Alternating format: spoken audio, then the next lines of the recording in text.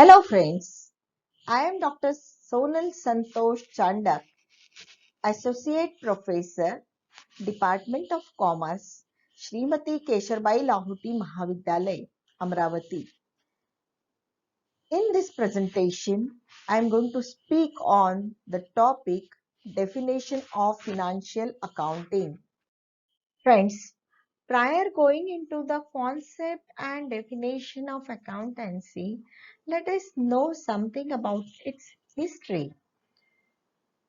Let us know about the traces of the footprints of accounting or accountancy, which goes back thousands of years in the ancient civilization. Friends, do you know about the early development of accounting? It dates back to ancient Mesopotamia. It is closely related to the development in writing, counting, and money. Also, early auditing system by the ancient Egyptians and Babylonians. Other early accounting records were also found in the ruins of ancient Babylon, Assyria, and Sumer, which date back more than 7,000 years. People of that time relied on the primitive accounting methods to record the growth of crops and herds, because there was a natural season to farming and herding. It was easy to count and determine if a surplus had been gained after the crop was harvested and the young animals were weaned. It speaks something about India. In India, Chanakya wrote a manuscript similar to financial management book during the period of Mauryan Empire. As we know, he was the person who is known as the greatest diplomat. His book Arthashastra is well known in the field of economics. This Arthashastra contains few detailed aspects of maintaining books of accounts for a sovereign state. Now, this is the right time when we should speak about the father of accounting and bookkeeping. A person belonging to Italy, Luca Pacioli. He is recognized as the father of accounting and bookkeeping. He was the person to write the first book on double entry bookkeeping. Luca Pacioli wrote a book, Samadhi Arithmetica, Geometrica, Proportionally et Proportionalita, in 1494. Actually, this book was not related to accountancy purely, neither with accountancy nor with bookkeeping. However, this book was a masterpiece of arithmetic and mathematics. However, one of the chapters was written with respect to double entry accounting system, in which he has given mention to most of the topics which we use as a part of accounting cycle today. He described the use of journals, he described the use of ledgers, he warned that a person should not go to sleep at night until the debits equal to the credits. His ledger had accounts for assets. These assets included receivables and inventories.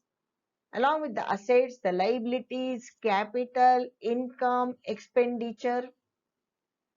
The account categorizes that are reported on an organization's balance sheet and income statement, respectively. He demonstrated year-end closing entries and proposed that the trial balance be used to prove a balanced ledger.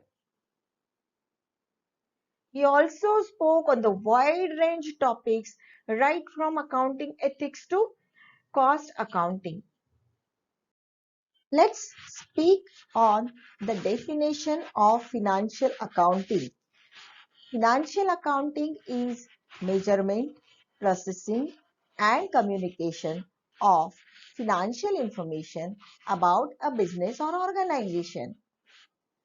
Let us elaborate a little more. It is a basic accounting or initial level accounting in which we record, summarize, and analyze day-to-day transactions of a particular business. Financial accounting is a process by which an organization's revenue, receivables, and expenses are collected, measured, and recorded, and finally reported into a financial statement. This process is designed to accurately reflect the business activity, help companies meet its legal, fiscal, and statutory requirements, present the financial accounts to the business owners, allow for in-depth financial analysis, as also facilitate efficient resource allocation. The main purpose of financial account is to allow the third parties to assess the value of a company. Let us elaborate this definition by having an example. Let us take a transaction to understand this. We go to the market to buy a machine for our business. While we are buying a machine for our business, we ask the person selling the machine as to what is the value of that machine. He tells us the price of the machine and we measure it in the economic terms. Thereafter, we either buy it on the accrual basis or we buy it on the cash basis.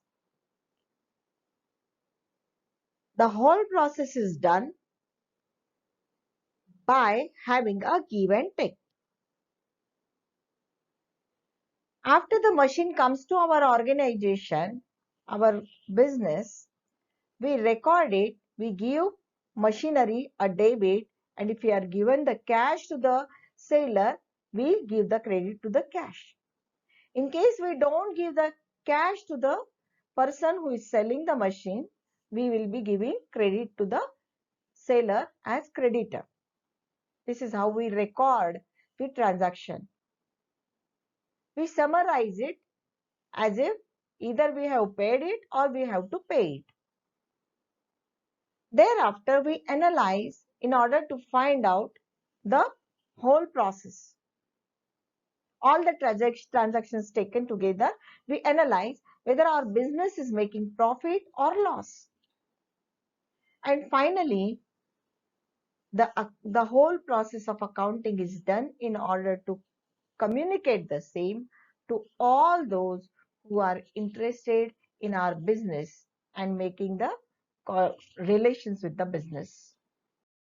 Across the financial accounting, we have two basic ways that they can structure the business accounting policy.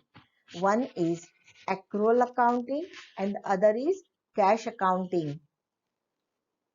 So far as the basic nature of the company is concerned, we can find it out which type of accounting the particular company uses.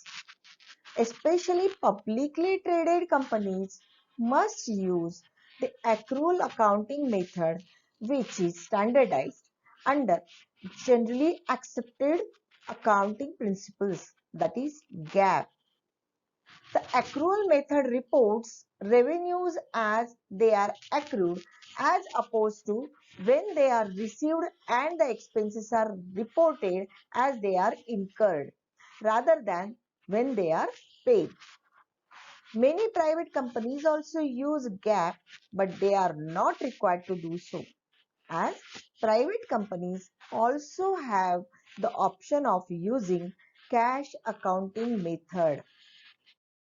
So friends, in this particular presentation, we have discussed something about the basics of accounting, such as history, definition, purpose, and the accrual and cash principle of accounting. I'm sure I have helped you in understanding the exact meaning of each and every term.